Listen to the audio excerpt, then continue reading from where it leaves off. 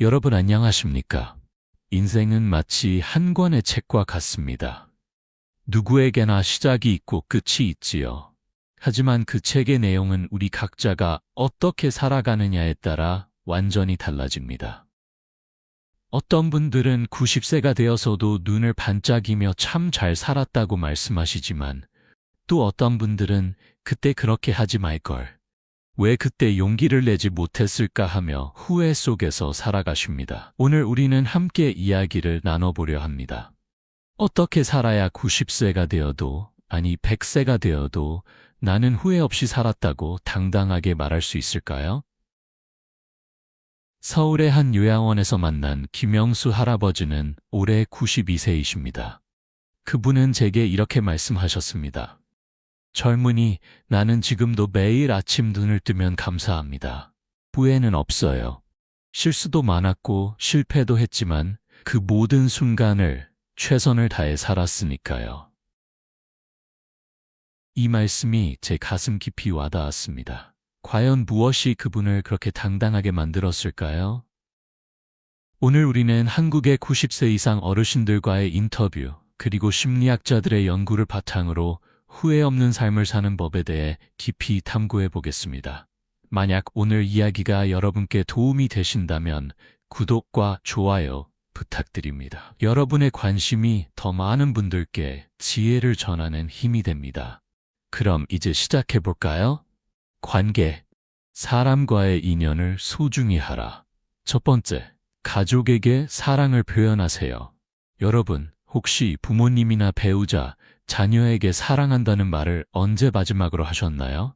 한국 문화에서는 감정을 직접적으로 표현하는 것이 어색하게 느껴질 때가 많습니다. 특히 나이 든 세대일수록 말하지 않아도 알지 않느냐고 생각하시는 분들이 많으십니다. 하지만 부산에서 만난 박순자 할머니의 이야기를 들어보시겠습니까? 87세이신 할머니는 눈물을 글썽이며 이렇게 말씀하셨습니다. 남편이 돌아가시기 전날 저는 그 사람한테 한 번도 제대로 사랑한다고 말하지 못했어요. 우리 세대는 그런 말을 잘 안 했거든요. 그런데 그 사람이 마지막으로 제 손을 잡고 당신 사랑했소라고 했을 때 저는 아무 말도 못하고 울기만 했습니다. 그때 대답하지 못한 게 지금도 가슴에 남아 있어요. 서울대학교 심리학과의 연구에 따르면 90세 이상 노인들이 가장 후회하는 것 중 하나가 바로 사랑하는 사람들에게 감정을 충분히 표현하지 못한 것이라고 합니다. 우리는 시간이 무한하다고 생각하며 살아갑니다.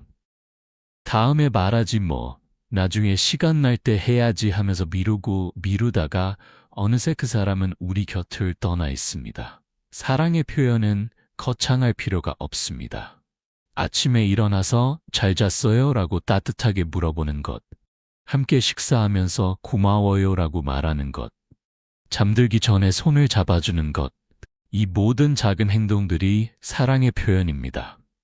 특히 한국의 가정 문화에서는 함께 식사하는 시간이 매우 중요합니다. 밥상머리 교육이라는 말이 있듯이 함께 밥을 먹으며 나누는 대화가 가족을 하나로 만듭니다. 그렇다면 오늘부터 어떻게 해야 할까요? 매일 아침 가족에게 사랑해라는 말을 해보세요. 처음에는 어색할 수 있습니다. 입에서 잘 나오지 않을 수도 있습니다.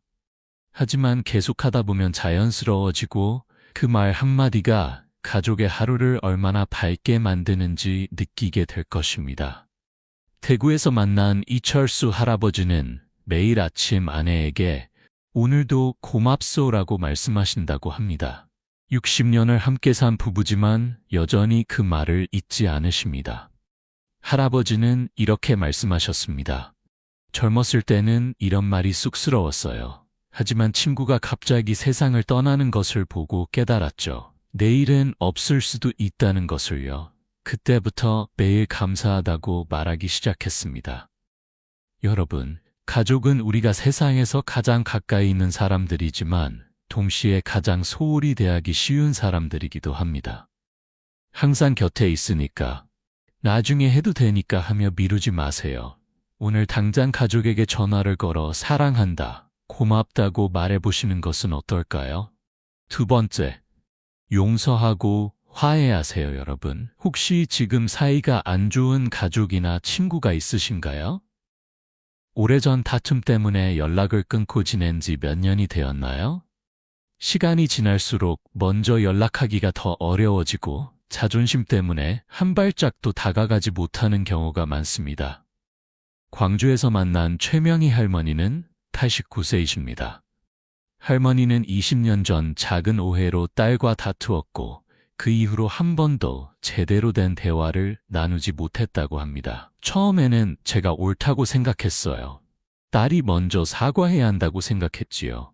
하지만 시간이 지나면서 무엇이 옳고 그른지보다 딸을 보고 싶다는 마음이 더 커졌습니다.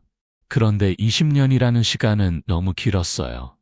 어떻게 다시 시작해야 할지 몰라서 매일 후회만 하고 있습니다. 한국노인심리연구소의 조사에 따르면 고령자들이 가장 후회하는 것 중 하나가 화해하지 못하고 관계를 끊은 것이라고 합니다. 특히 그 사람이 세상을 떠난 후에는 화해의 기회조차 사라지기 때문에 평생 가슴에 응어리로 남는다고 합니다. 인간관계에서 누가 옳고 그른지는 사실 그렇게 중요하지 않습니다. 10년 후, 20년 후를 생각해 보세요. 그때 가서 내가 옳았어라고 말하는 것이 중요할까요? 아니면 그 사람과 함께한 시간이 더 소중할까요? 자존심을 지키는 것보다 관계를 지키는 것이 훨씬 더 가치 있는 일입니다. 그렇다면 어떻게 용서하고 화해할 수 있을까요?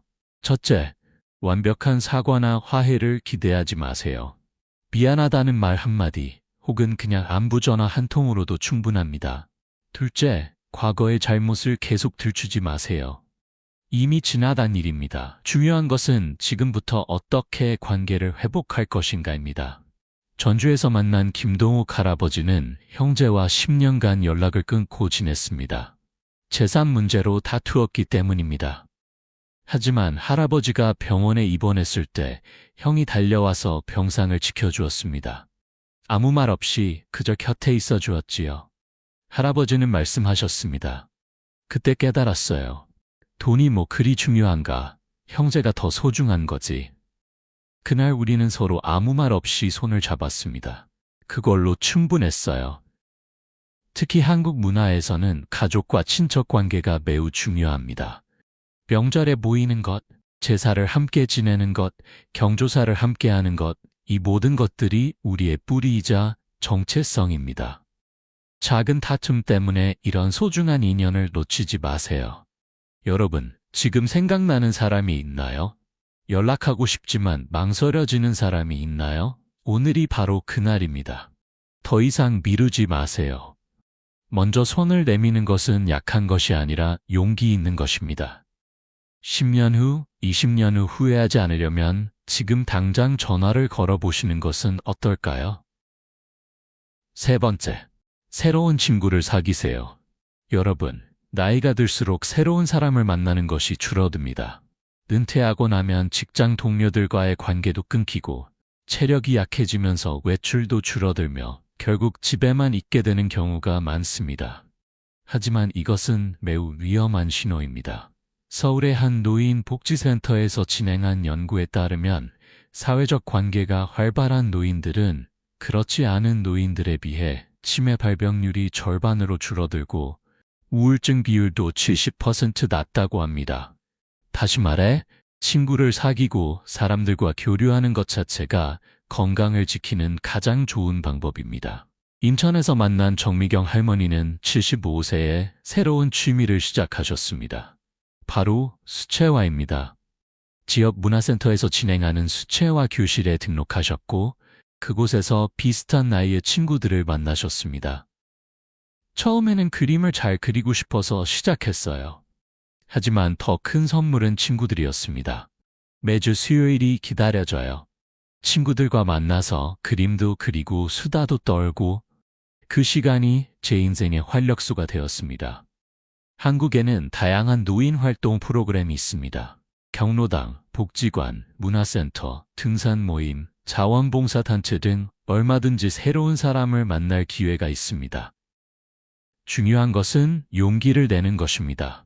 나이가 많아서 내가 끼어들면 민폐일 것 같아서 라고 걱정하지 마세요. 모든 사람이 처음에는 낯설고 어색합니다. 그렇다면 어떻게 새로운 친구를 사귈 수 있을까요? 첫째, 자신이 좋아하는 활동을 찾으세요. 등산을 좋아한다면 등산 모임에, 책을 좋아한다면 독서 모임에 참여하세요. 같은 관심사를 가진 사람들끼리는 대화가 자연스럽게 이어집니다. 둘째, 먼저 다가가는 용기를 가지세요. 안녕하세요. 저도 이 활동 좋아해요 라고 먼저 말을 걸어보세요. 대부분의 사람들은 친절하게 대답해 줄 것입니다. 셋째, 꾸준히 참여하세요. 한두 번 나가보고 재미없다며 포기하지 마세요. 관계는 시간이 필요합니다. 몇 주, 몇 달을 함께 하다 보면 자연스럽게 친해집니다. 춘천에서 만난 박철민 할아버지는 은퇴 후 10년간 집에만 있었습니다. TV를 보고 잠자고 그것이 전부였습니다. 하지만 아내의 권유로 지역 노인정에 나가기 시작했고 그곳에서 바둑 친구들을 만났습니다. 처음에는 정말 가기 싫었어요. 하지만 지금은 매일 아침 일어나서 바둑 들어가는 것이 기다려집니다. 친구들이 생기니까 삶이 달라졌어요. 여러분, 나이가 많다고 새로운 친구를 사귈 수 없는 것은 아닙니다. 오히려 나이가 들수록 더 많은 친구가 필요합니다. 외로움은 담배보다 건강에 더 해롭다는 연구 결과도 있습니다. 그러니 오늘부터 용기를 내어 밖으로 나가보시는 건 어떨까요? 도전.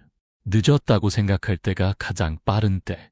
네 번째, 평생 배우고 성장하세요. 여러분, 혹시 이제 나이도 많은데 새로운 것을 배워서 뭐하나 라고 생각하신 적 있으신가요? 많은 분들이 은퇴 후 더 이상 배울 필요가 없다고 생각하십니다. 하지만 이것은 큰 오해입니다. 서울대학교 노화연구센터의 연구에 따르면 평생 학습을 지속하는 노인들은 그렇지 않은 노인들에 비해 인지 기능이 평균 5년 이상 젊게 유지된다고 합니다. 새로운 것을 배우는 과정 자체가 뇌를 자극하고 활성화시켜 치매를 예방하는 효과가 있다는 것입니다. 제주도에서 만난 강순덕 할머니는 85세에 한글을 배우셨습니다.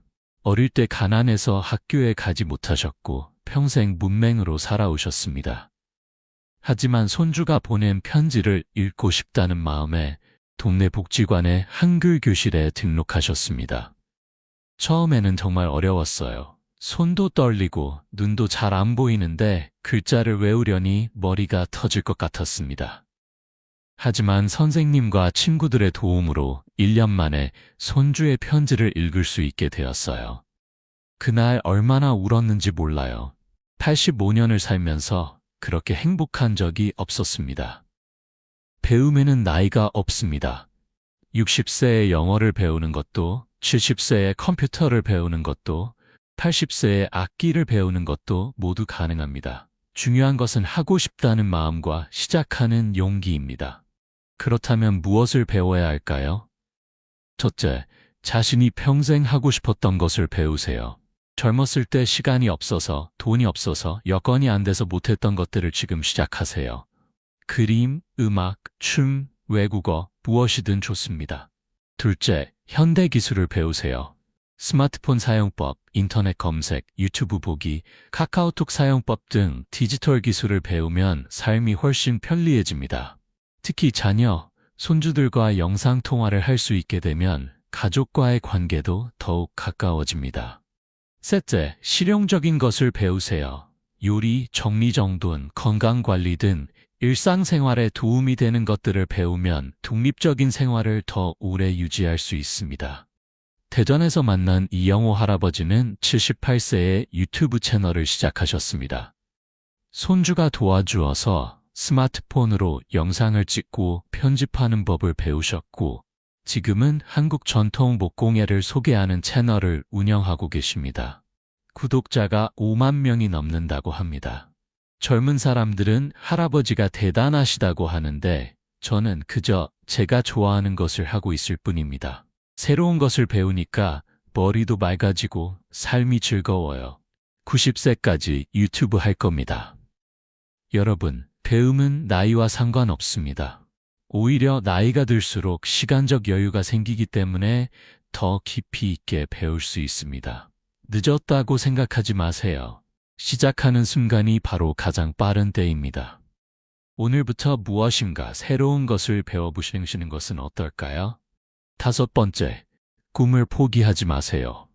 여러분, 혹시 이루지 못한 꿈이 있으신가요? 젊었을 때 하고 싶었지만 현실의 벽 앞에서 포기했던 것들이 있으신가요?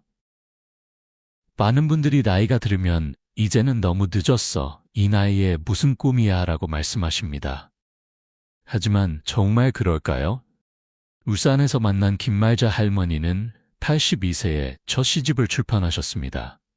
평생 시를 쓰고 싶었지만 가난한 집안의 장녀로 태어나 공부할 기회가 없었고 결혼 후에는 가족을 돌보느라 꿈을 접어야 했습니다.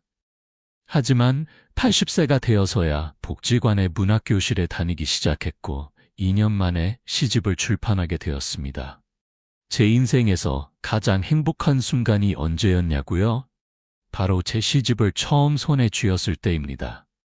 82년을 살면서 이루지 못할 줄 알았던 꿈을 이룬 거예요. 나이는 숫자에 불과하다는 걸 깨달았습니다. 한국심리학회 연구에 따르면 꿈을 가지고 사는 노인들은 그렇지 않은 노인들에 비해 삶의 만족도가 3배 이상 높고 우울증 비율도 현저히 낮다고 합니다. 꿈은 우리에게 살아갈 이유를 주고 아침에 일어날 동기를 부여합니다. 꿈이라고 해서 거창할 필요는 없습니다. 전국의 모든 산을 등반하고 싶다는 꿈, 손주에게 맛있는 음식을 만들어주고 싶다는 꿈, 자서전을 쓰고 싶다는 꿈, 모두 귀한 꿈입니다. 중요한 것은 그 꿈을 향해 작은 발걸음이라도 떼는 것입니다. 그렇다면 어떻게 꿈을 이룰 수 있을까요?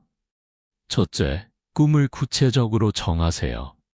여행 가고 싶다보다는 내년 봄에 제주도에 가고 싶다처럼 구체적으로 정하면 실천하기가 쉬워집니다. 둘째, 작은 목표부터 시작하세요. 큰 꿈은 작은 목표들로 나누어 하나씩 달성해 나가세요. 책을 쓰고 싶다면 먼저 하루에 한 문장씩 쓰기부터 시작하세요. 셋째, 주변 사람들에게 꿈을 이야기하세요. 가족과 친구들에게 자신의 꿈을 말하면 응원과 도움을 받을 수 있고 또한 스스로에게도 동기부여가 됩니다. 안동에서 만난 조영수 할아버지는 75세에 마라톤을 시작하셨습니다. 젊었을 때부터 달리기를 좋아하셨지만 직장 생활과 가족 부양 때문에 제대로 해본 적이 없었습니다. 은퇴 후 건강검진에서 당뇨 진단을 받으셨고 이를 계기로 운동을 시작하셨습니다. 처음에는 5분도 못 뛰었어요. 숨이 차고 다리가 아파서 도저히 못하겠다 싶었습니다. 하지만 매일 조금씩 늘려나갔어요. 5분이 10분이 되고 10분이 30분이 되고 1년 후에는 하프 마라톤을 완주했습니다. 제 인생에서 가장 자랑스러운 순간이었어요. 여러분, 꿈을 포기하지 마세요. 90세에도 100세에도 새로운 꿈을 꿀 수 있습니다. 중요한 것은 나이가 아니라 도전하는 마음입니다. 지금 떠오르는 꿈이 있다면 오늘부터 한 걸음씩 나아가 보시는 것은 어떨까요? 6번째, 건강을 지키세요. 여러분, 90세까지 후회 없이 살기 위해서 가장 기본이 되는 것이 무엇일까요? 바로 건강입니다. 아무리 돈이 많고 꿈이 있어도 건강하지 않으면 아무것도 할 수 없습니다.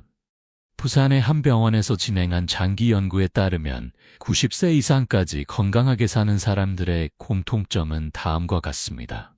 규칙적인 운동, 균형 잡힌 식사, 충분한 수면, 그리고 정기적인 건강검진입니다.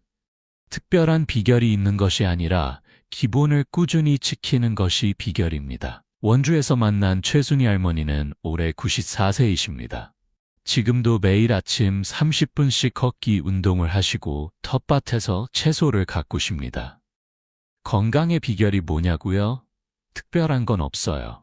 그저 몸을 계속 움직이고 제철 음식을 잘 먹고 일찍 자고 일찍 일어나는 것뿐입니다.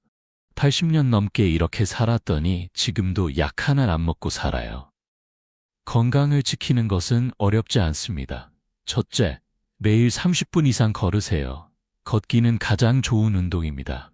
헬스장에 갈 필요도 없고 특별한 장비도 필요 없습니다. 그저 편한 신발을 신고 밖으로 나가면 됩니다. 아침에 일어나서 동네 한 바퀴, 저녁 먹고 공원 산책, 이것만으로도 충분합니다. 둘째, 제철 음식을 골고루 드세요. 한국의 전통 식사는 세계적으로 건강식으로 인정받고 있습니다. 밥, 국, 반찬이 골고루 갖춰진 한식은 영양 균형이 완벽합니다. 특히 발효식품인 김치, 된장, 청국장은 장 건강에 매우 좋습니다. 과식하지 말고 배부르지 않을 정도로만 드세요. 셋째, 충분히 주무세요. 나이가 들수록 잠이 줄어든다고 하지만 그래도 하루 7시간 정도는 자야 합니다. 잠은 우리 몸을 회복시키는 가장 중요한 시간입니다. 낮잠을 너무 많이 자면 밤에 잠이 안 오니 낮잠은 30분 이내로만 하세요. 넷째, 정기적으로 건강검진을 받으세요. 1년에 한 번은 종합검진을 받아 몸 상태를 확인하세요. 질병은 초기에 발견하면 대부분 치료가 가능합니다. 괜찮겠지라고 방치하다가 큰 병으로 키우지 마세요. 청주에서 만난 박영철 할아버지는 매일 아침 체조를 하십니다. 젊었을 때 허리를 다친 후로 평생 통증에 시달리셨는데 70세부터 스트레칭과 체조를 시작하신 후 통증이 많이 줄어들었다고 합니다. 나이 들어서도 운동하면 몸이 좋아진다는 걸 몸소 느꼈습니다. 이제는 체조 안 하면 하루가 이상할 정도예요. 여러분, 건강은 하루아침에 만들어지지 않습니다. 매일매일 작은 노력이 쌓여서 만들어지는 것입니다. 오늘부터 작은 것 하나씩 실천해 보세요.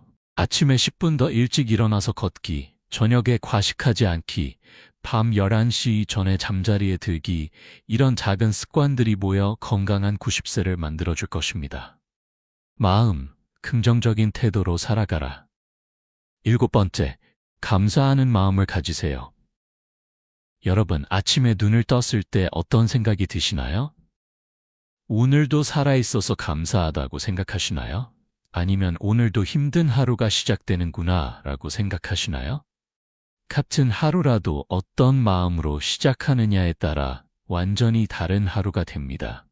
서울의 한 심리학 연구소에서 진행한 연구에 따르면 매일 감사일기를 쓰는 노인들은 그렇지 않은 노인들에 비해 행복지수가 40% 높고 스트레스 호르몬 수치가 30% 낮다고 합니다. 감사하는 마음 자체가 우리 몸과 마음을 건강하게 만드는 약이라는 것입니다. 수원에서 만난 정순자 할머니는 매일 아침 감사일기를 쓰십니다. 88세이신 할머니는 20년 전 남편을 여의고 혼자 살아오셨습니다. 처음에는 외롭고 힘들었지만 어느 날 TV에서 본 감사일기를 시작하면서 삶이 변했다고 합니다. 처음에는 감사할 게 뭐가 있나 싶었어요. 하지만 억지로라도 찾아보니 감사할 일이 정말 많더라고요. 아침에 눈을 떴다는 것, 따뜻한 밥을 먹을 수 있다는 것, 이웃이 인사를 건넨다는 것, 이 모든 게 감사한 일이에요. 지금은 매일 최소 3가지씩 적는데 어떤 날은 10가지도 넘어요. 감사하니까 행복해지더라고요. 감사는 특별한 일에서만 생기는 것이 아닙니다. 오히려 일상의 작은 것들에서 감사를 찾을 수 있어야 진정한 감사입니다.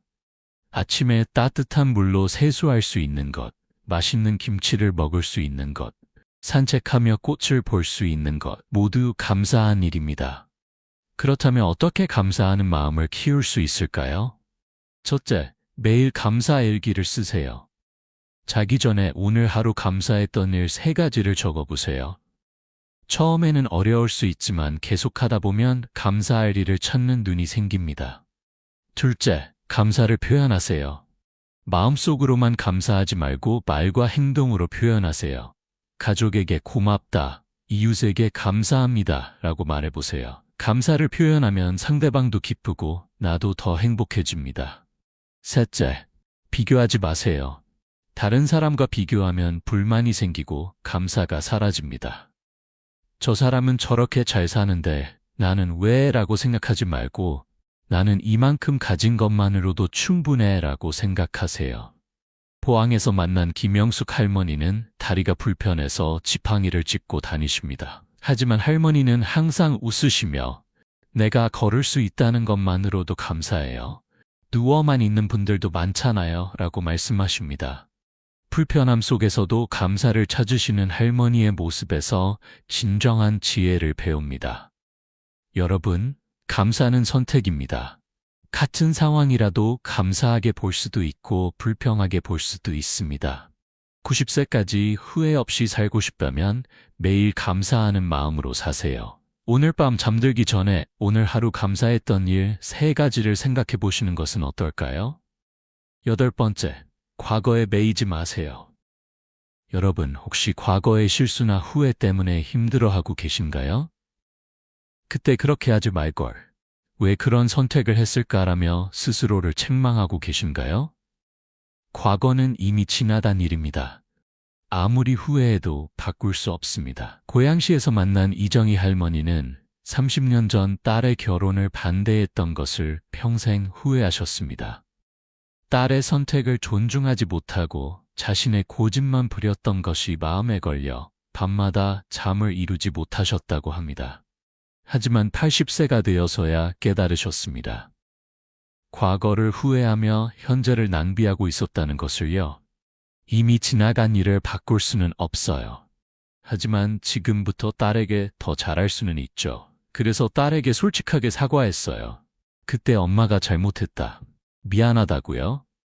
딸은 울면서 엄마, 괜찮아요. 다 지난 일이에요. 라고 했습니다. 그날 30년간 짊어지고 있던 짐을 내려놓은 기분이었어요. 과거에 매여 있으면 현재를 살 수 없습니다. 후회와 자책은 우리를 과거에 가두고 앞으로 나아가지 못하게 만듭니다. 중요한 것은 과거가 아니라 지금, 이 순간입니다. 그렇다면 어떻게 과거에서 벗어날 수 있을까요? 첫째, 과거를 인정하고 받아들이세요. 그래, 나는 그때 그런 실수를 했어.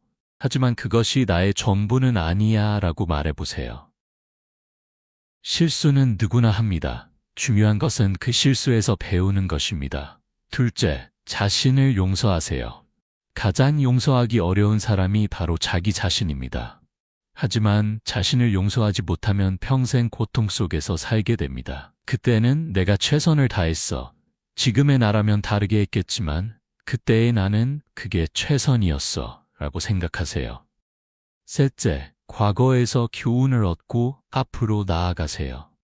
실수는 배움의 기회입니다. 이 경험에서 무엇을 배울 수 있을까? 다음에는 어떻게 하면 더 잘할 수 있을까라고 생각하세요. 전주에서 만난 박영호 할아버지는 젊었을 때 사업 실패로 큰 빚을 지셨습니다. 20년간 그 빚을 갚느라 고생하셨고 가족에게도 많은 고통을 주셨습니다. 한때는 자책과 후회로 하루하루가 괴로웠습니다. 하지만 어느 순간 깨달았어요. 과거를 후회하는 것은 지금을 낭비하는 것이라는 거요. 그래서 과거는 내려놓고 지금부터 가족에게 더 잘하기로 했습니다. 여러분, 과거는 바꿀 수 없지만 현재는 바꿀 수 있습니다. 90세까지 후회 없이 살고 싶다면 과거의 후회를 내려놓고 지금 이 순간을 살아가세요. 오늘 하루를 후회 없이 산다면 미래에도 후회할 일이 없을 것입니다. 9번째, 긍정적으로 생각하세요.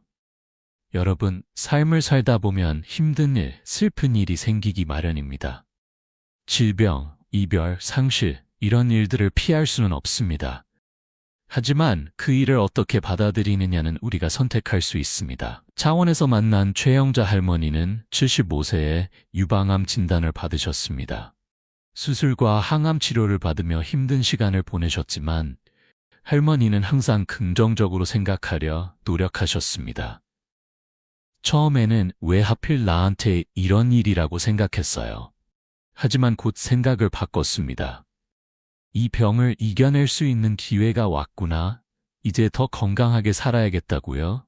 긍정적으로 생각하니까 치료도 잘 견뎠고 5년이 지난 지금은 완치 판정을 받았습니다. 의사 선생님이 그러시더라고요. 긍정적인 마음이 치료에 큰 도움이 되었다고요. 의학적으로도 긍정적인 사고가 건강에 도움이 된다는 연구 결과가 많습니다. 긍정적으로 생각하면 면역력이 높아지고 스트레스 호르몬이 줄어들며 회복력이 빨라진다고 합니다. 그렇다면 어떻게 긍정적으로 생각할 수 있을까요? 첫째, 관점을 바꿔보세요. 같은 상황이라도 어떻게 보느냐에 따라 달라집니다. 비가 오면 출근하기 싫네 라고 생각할 수도 있고, 날씨가 시원해지겠네 라고 생각할 수도 있습니다. 둘째, 좋은 면을 찾아보세요.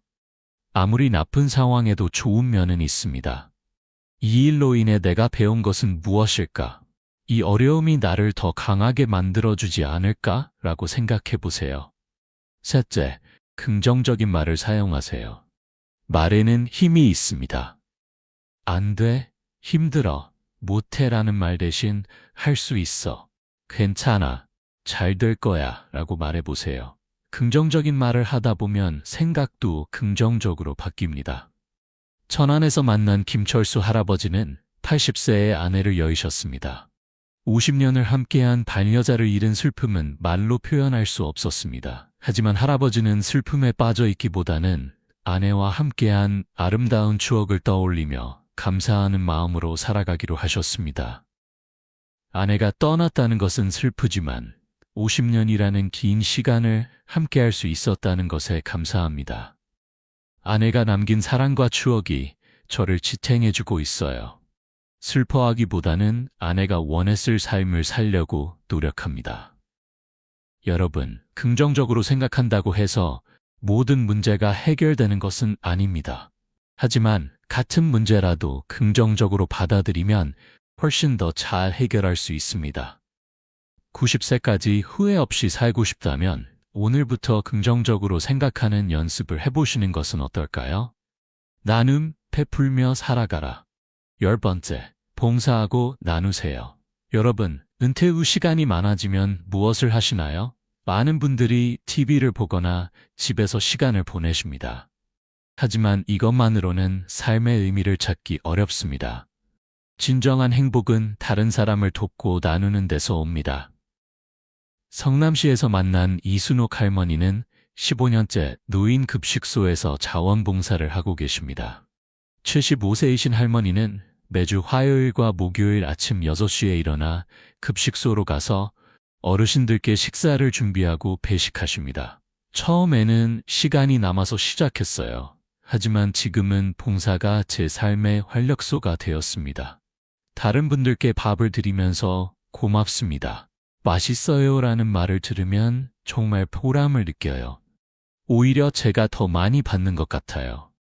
연세대학교 사회복지학과의 연구에 따르면 정기적으로 봉사활동을 하는 노인들은 그렇지 않은 노인들에 비해 삶의 만족도가 50% 높고 우울증 발병률이 40% 낮다고 합니다.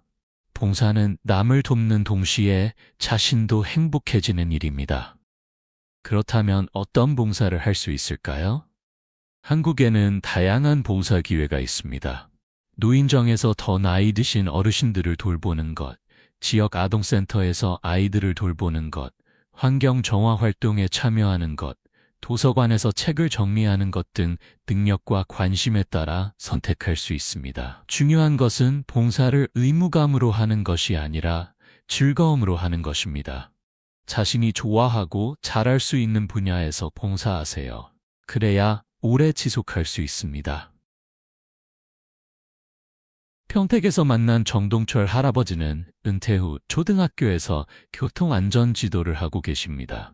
매일 아침 등교 시간에 학교 앞에 서서 아이들이 안전하게 건널 수 있도록 도와주십니다. 아이들이 할아버지 안녕하세요라고 인사할 때 정말 행복해요. 제가 여기 있어서 아이들이 안전하다고 생각하니 보람차고요. 비 오는 날도 추운 겨울에도 나갑니다. 이게 제 일이고 제 삶의 의미니까요. 봉사는 거창한 것이 아닙니다. 이웃 할머니의 장보기를 도와드리는 것, 독거노인에게 반찬을 나눠드리는 것, 버스에서 자리를 양보하는 것 모두 봉사입니다. 작은 나눔이 모여 큰 변화를 만듭니다. 여러분, 90세까지 후회 없이 살고 싶다면 나누며 사세요. 내가 가진 것을 나눌 때 진정한 풍요를 느낄 수 있습니다. 오늘부터 작은 나눔을 실천해 보시는 것은 어떨까요? 후회 없는 삶을 위한 10가지 약속. 여러분, 지금까지 우리는 90세가 되어도 후회 없이 사는 법에 대해 함께 이야기를 나누었습니다. 가족에게 사랑을 표현하고 용서하고 화해하며 새로운 친구를 사귀고 평생 배우고 성장하며 꿈을 포기하지 않고 건강을 지키며 감사하는 마음을 가지고 과거에 매이지 않으며 긍정적으로 생각하고 봉사하고 나누는 삶. 이것이 바로 후회 없는 삶의 10가지 비결입니다. 이 모든 것을 한꺼번에 실천하기는 어렵습니다. 하지만 오늘부터 하나씩 조금씩 시작해보세요. 오늘 가족에게 사랑한다고 말하고, 내일은 오래 연락하지 못한 친구에게 전화하고, 모레는 새로운 것을 배우기 시작하고, 이렇게 하루하루 작은 변화를 만들어가면 어느새 여러분의 삶이 완전히 달라져 있을 것입니다. 서울 종로구에 사시는 한명숙 할머니는 올해 93세이십니다. 할머니는 제게 이렇게 말씀하셨습니다. 젊은이, 나는 93년을 살았지만 후회는 없어요. 물론 실수도 많았고 잘못한 일도 있었지요. 하지만 매 순간 최선을 다해 살았고 사랑하는 사람들과 함께 했으며 베풀며 살았습니다. 내일 눈을 감는다 해도 아쉬움은 없을 것 같아요. 이것이 바로 우리가 추구해야 할 삶의 모습이 아닐까요? 나이가 아니라 어떻게 살았느냐가 중요합니다. 90세, 100세를 살아도 후회 속에서 산다면 그것은 긴 삶이 아니라 고통스러운 삶입니다. 반대로 70세, 80세를 살아도 후회 없이 충만하게 산다면 그것은 짧지만 완전한 삶입니다. 한국의 옛 속담에 시작이 반이다라는 말이 있습니다. 가장 어려운 것은 시작하는 것입니다. 하지만 일단 시작하면 절반은 성공한 것입니다. 오늘이 바로 그 시작의 날입니다. 더 이상 미루지 마세요. 내일부터, 다음 주부터가 아니라 지금 당장 시작하세요. 부산의 한 요양원에서 만난 김영자 할머니는 이렇게 말씀하셨습니다. 나는 이제 9살이지만 매일 아침 눈을 뜨면 오늘은 무엇을 할까 하며 설렙니다. 새로운 하루가 주어졌다는 것 자체가 선물이에요.